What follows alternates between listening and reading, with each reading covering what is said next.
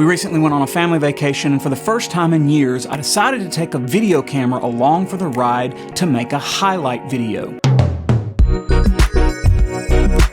So I've got to admit, it's been many, many years since I've taken any type of video camera along on a family vacation because, like most of you, I have a smartphone and I tend to take pictures and some video with that. But this year we decided to take a family camping trip for about 10 days, and I wanted to document the entire trip and make an actual highlight film.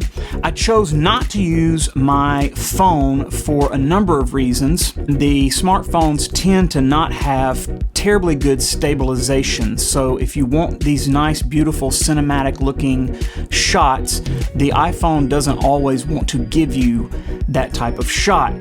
So I chose to use a GoPro camera. We were going to do some biking and hiking. We were also going to do some water sports, and this camera fit the bill. It actually does a very, very good job. It has very, very cinematic looking footage, which is shocking, but you can see some of the footage that I shot on the actual vacation, and I shot everything with the GoPro Hero 9, and I'm going to talk about the reasons why I chose this camera and why this might be a great camera for you to document your family vacations with. So number one, and probably the most obvious, is a GoPro camera is very, very small. The reason most of us use our smartphones to document things is because we don't want to carry a whole lot of extra stuff with us on a family vacation.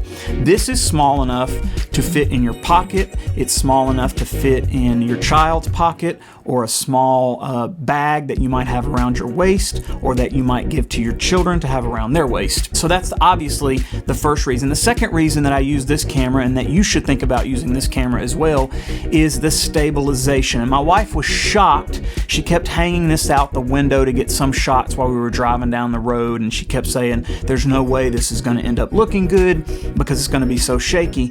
And then when the final footage came out on my laptop, she was floored, honestly, at how good the footage ended up looking from this camera. The Hero 9 and up, so the GoPro 9 and up, have a front screen, and this is great when you hand it to your kids. They have a little selfie screen so they can actually see themselves and see what they're shooting if they keep themselves in frame. You'll also see a number of shots on our video where we had the whole family. Instead of taking a family photo, I actually took a little bit of a family video at that spot, and I could turn the camera around on us, and we had a little screen on the front of the camera as well as the back. And so it allowed us to see exactly what we were shooting and what we were aiming the camera at. And then last but not least, and this is an odd one that most people probably don't think about, to conserve battery and to be able to get shots quickly, I didn't want to have to power the camera on every time we wanted to shoot something. And what's great about the GoPros is you can just touch the top record button while the camera is off and dormant, and it takes just a second, but it'll beep, and then it immediately starts recording that footage.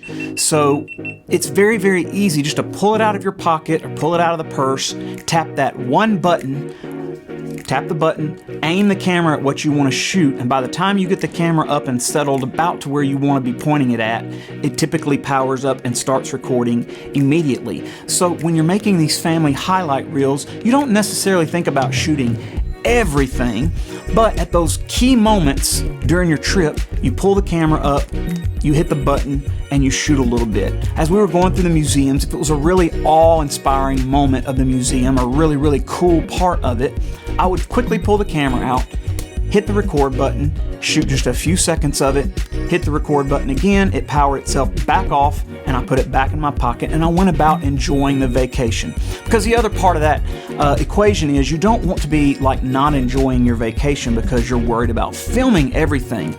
So I sort of set those boundaries in my head, and for my kids, I would give them the camera, not worry about it a whole lot. These are pretty tough cameras. Let them shoot a little bit, and then at the end of the trip, I brought all the footage back, put it on my computer, and then edited a little highlight video. And there's a couple of things you can do with that as well. When we actually got back home, I actually took all of the footage, and it was, like I said, 10 or 11 days. Took all of that footage, put it on a timeline in a computer. You can use any number of programs to edit. I laid all of that footage out, and it was about 2.5 hours. I immediately exported that as one complete clip in order of the trip. 2.5 hours with the audio, everything that we shot for us. That's a video that we're going to hold on to, and if we ever want to watch the entire 2.5 hours to remember parts of the trip, we can.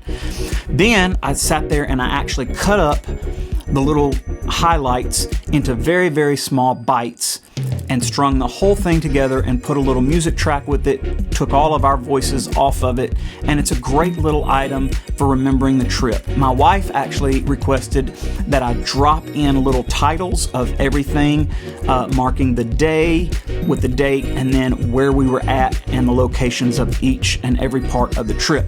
If you don't want to be worried about or concerned about editing a whole lot of that video, I would just suggest pull the video camera up, hit that record button for just a few seconds, and then stop the record button again. When you get home, the video's basically edited. If you don't shoot really, really long pieces with the camera all the time and you're just taking little snapshots, almost like a picture, then when you get home and you actually string all those clips together on an editing software, it's gonna be really, really quick and the video is gonna look fantastic. There aren't a whole lot of accessories that we used on the trip.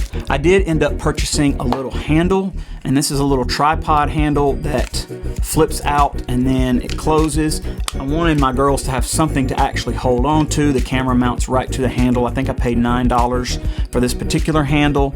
I also purchased a GoPro battery charger, and this was just a third-party battery charger that I found on Amazon that was very inexpensive. I also got a couple of spare batteries. If you're just pulling that camera out and getting little quick shots, one battery will be more than enough to last a day on your vacation, and you can change the batteries out or recharge it once you get back to your hotel room that night. As far as the memory card, I didn't want to be worried about running out of memory cards, so I did go ahead and purchase a SanDisk Extreme 128 gigabyte card. I wanted to make sure that all the clips could hold on that single card throughout the vacation and didn't have to worry about running out of space. Now, I will say with these cameras, you should not go any higher than 128 gigabytes. I think the recommendation is like 32 gigabytes to 128 gigabytes, but the larger cards can end up messing up the camera and locking the camera up. So don't get a card bigger than 128 gigabytes. Like I said, our trip was 10-11 days, and I shot well over 3 hours worth of footage all in all, and I never ran out of memory. Another safety measure I locked in place for the trip was to put screen protectors on the screens of the camera and the lens. You can buy these third-party screen protectors, very inexpensive. I think they're about $9 on Amazon for all three of them.